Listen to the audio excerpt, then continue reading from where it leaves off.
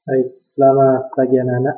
Jadi kembali lagi kita pada pembahasan yang berikutnya, yaitu pada kumpulan dan menentukan informasi dalam teks laporan percobaan. Kemudian kita akan lanjut lagi ke struktur, sistematika, dan juga kaidah kebahasaan dalam teks laporan percobaan. Jadi langsung saja agar mengefisienkan waktu. Nah, di sini kita akan membahas dua, yang B, bagian B, ada menentukan informasi dan menyimpulkan informasi dalam teks laporan percobaan. Kita akan bahas dari yang pertama, yaitu menentukan informasi dalam teks laporan percobaan. Bagaimana cara kita menentukan informasi dalam teks laporan percobaan? Nah, yang pertama, kita harus mengetahui apa judul laporan percobaan tersebut. Itu yang pertama. Kemudian kedua, kita periksa apa objek laporan percobaan tersebut. Yang ketiga, apa saja alat dan bahan yang digunakan dalam laporan percobaan tersebut. Kemudian, apa hasilnya yang didapat dari laporan percobaan tersebut. Kemudian ada siapa pelaku percobaan tersebut. Kemudian, mengapa percobaan tersebut dilakukan dan kapan laporan percobaan tersebut dilaksanakan. Kalian harus tahu ini di mana percobaan tersebut dilaksanakan dan juga bagaimana langkah-langkah percobaan tersebut dilakukan. Jadi kalian harus mengetahui judulnya, objeknya, kemudian alat yang digunakan, hasilnya bagaimana, siapa pelakunya, mengapa percobaan dilakukan, atau istilahnya tujuan laporan percobaan tersebut dibuat, kemudian kapan percobaan itu dibuat, di mana percobaan itu dibuat, dan juga bagaimana langkah-langkah langkah-langkah percobaan itu dibuat. Jadi kalian tinggal mencari saja informasi tersebut di laporan percobaan yang sudah dibuat, ya. Kemudian menyimpulkan informasi dalam laporan percobaan. Nah, ini sangat mudah ya dalam menyimpulkan laporan percobaan. Yang pertama, bacalah dengan saksama laporan percobaan tersebut. Setelah kalian baca, kalian catat setiap informasi yang terdapat dalam laporan percobaan tersebut. Nah, ingat unsur yang sudah pernah kita pelajari, 5W+1H atau adik timbal. Ada apa, siapa, mengapa, di mana, kapan, dan bagaimana. Kemudian, yang ketiga, berdasarkan informasi tersebut, simpulkan informasi dari laporan tersebut. Ya. Setelah kalian baca, kalian catat, kemudian disimpulkan. Dan yang terakhir, pilihlah kosakata dengan baku dan susun dengan gaya kalimat tersendiri. Ya. Setelah kita membaca laporan percobaan, kita akan catat informasi-informasi yang terdapat laporan percobaan tersebut. Yang tadi ada 5W+1H, setelah kita catat, kemudian kita simpulkan informasi apa yang kita dapat. Setelah itu baru kita buatkan dengan kosakata yang baku dan kalimat kita sendiri. Itu cara menyimpulkan. Jadi hampir sama ya, menyimpulkan informasi bahkan dalam teks apapun, ini begini semua mekanismenya sama ya. Nah, ini yang terpenting di bagian C. Ada struktur, sistematika, dan juga kaidah kebahasaan dalam teks laporan percobaan ya. Kita akan bahas yang pertama di struktur teks laporan percobaan. Nah, pada struktur teks laporan percobaan ini ada umum dan juga uraian. Dalam umumnya, kita harus menentukan klasifikasi aspek dari sesuatu yang dibahas secara umum. Nah, maksudnya di sini adalah itu mencari pembahasan yang bersifat umum. Nah, seperti biasa dalam membuat laporan percobaan itu kita membuat pembahasan secara umum terlebih dahulu sebelum masuk kepada inti pembahasan yang akan kita bahas. Nah, misalkan dalam pembahasan kita itu laporan percobaan membuat slide. Nah, seperti biasa ya, kita mencontohkan slide saja. Jadi yang pertama itu dibahas adalah slide itu sendiri, pengertian secara umum slide apa sih itu slide sebelum kita kepada tujuannya, apa sih itu slide, kemudian baru merujuk pada masalah yang akan kita bahas. Jadi istilahnya segitiga terbalik. Jadi ada yang bersifat umum, baru bersifat mengkhusus dalam membuat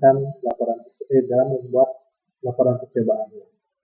Kemudian Setelah itu baru kita menggambarkan sesuatu yang dibahas secara terperinci, bagian per bagian, kebiasaan atau kebutuhan, penggunaan bahan dan alat, perilaku alamiah, dan hal yang bersifat khusus ya. Seperti itu. Jadi strukturnya.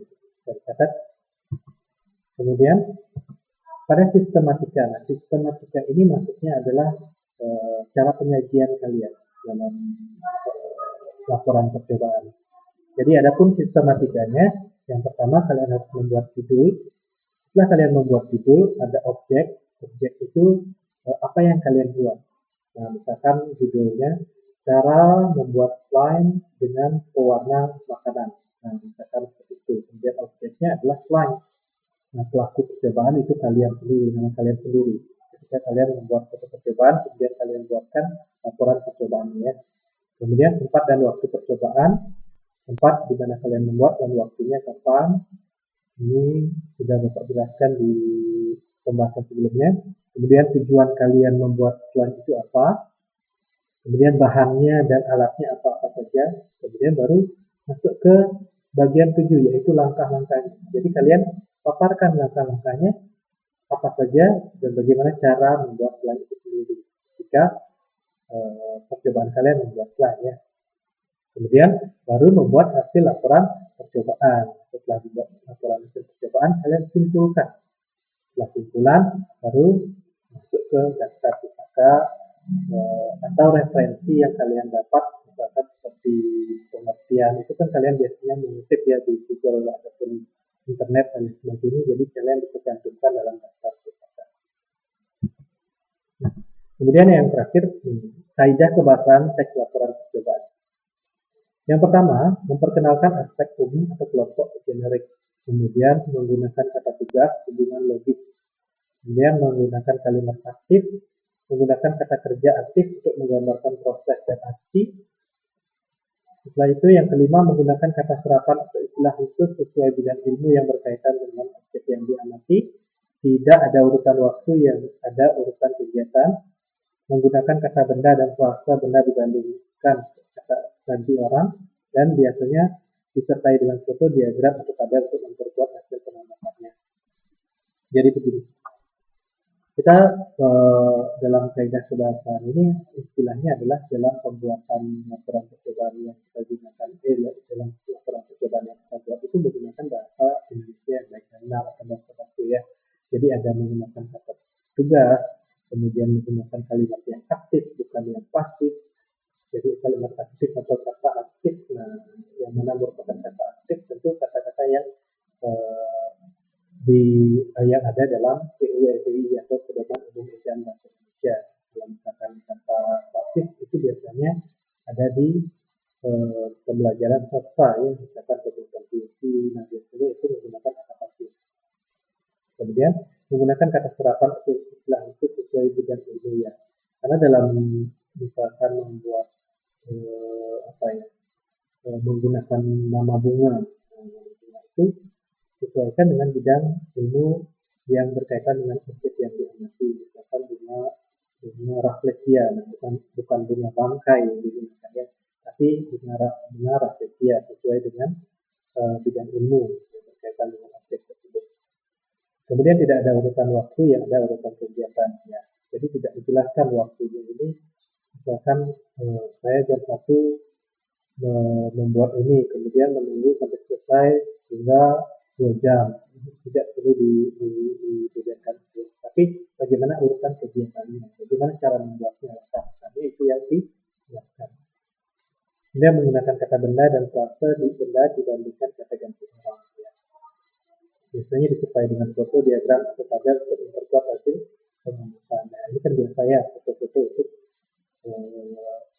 untuk memperjelas bagaimana cara langkah-langkahnya, kemudian diagram itu ada grafik dan lain sebagainya untuk memperjelas penjelasan yang ada dalam laporan percobaan yang kita buat. Tabel sama saja seperti itu ya. Jadi hanya itu pembahasan kita hari ini pada pembahasan teks laporan percobaan. Ada simpulan, kemudian juga menentukan informasi, struktur, sistematika, dan juga kaidah pembahasan teks laporan percobaan.